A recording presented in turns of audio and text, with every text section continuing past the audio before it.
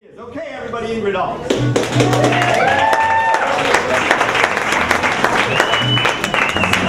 Right, you can't see anything out there. Hi, everybody, I'm Ingrid Ault. So I run a nonprofit called Think Local First. We support local independently owned businesses.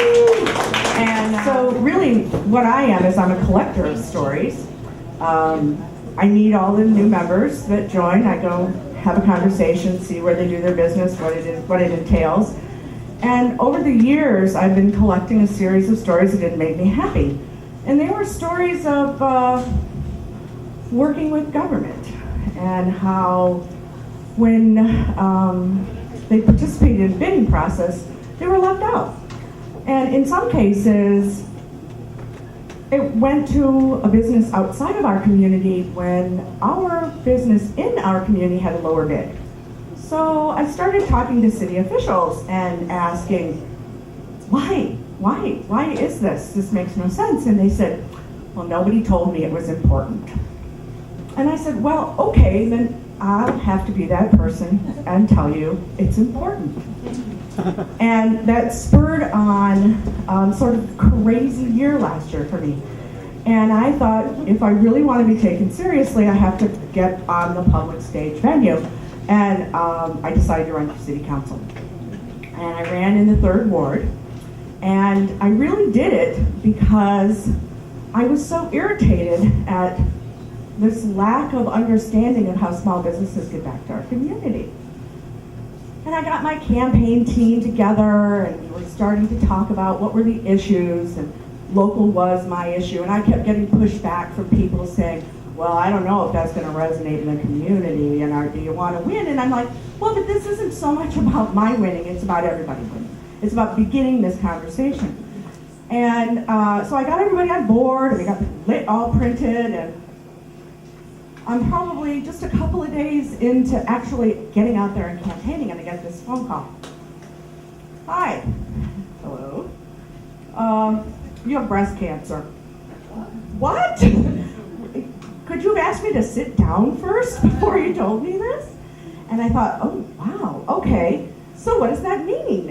And it really sort of took me 10 minutes, maybe. And I said, well, if I live, great. And if I die, it's going to happen. But I have to continue with my life. And I have to go on. And I was faced with this really tough decision. Who do I tell? I don't want this campaign to become about my illness, because that's not what it's about. It's about what I can contribute. So I didn't tell anybody. I told very few people. And my day consisted of working in the morning, I had a double lumpectomy, really fortunate because I still had my hair, didn't have to do chemo, and then I would go do radiation in the afternoon, and then I'd go and take a nap because it was tiring, and I'd go knock on doors all night. So it was this crazy schedule. And oh, by the way, I was also organizing my high school reunion with a class of 600 at the same time. So the story is really about the show must go on. And I just kept plugging forward. And it was a crazy crescendo for the end of the summer. It was a primary. I was running in the Democratic primary. And the election was August 2nd. And my birthday was July 29th. The reunion was July 30th. And the election was the 2nd, and radiation ended on the 9th. And I lost, but you know what? I won. I won because I kept going. People take me seriously now. They listen to me.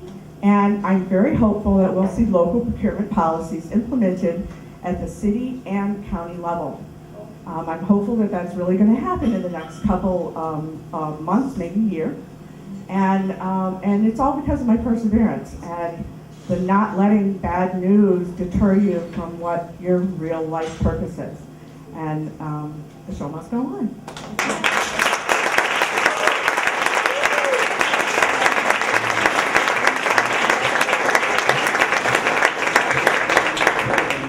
We would like to get scores for Ingrid from the Simon Cowell Black Couchettes. 9, a straight up 9. Okay, and now to Team Awesome Show, great job, Tim and Eric. Oops, sorry. 9.7. That's also pushing the envelope on the scores here. And Team Waterfall Haircut Hedgehog Radical. 9.2. 9.2 for Team Waterfall Haircut Hedgehog.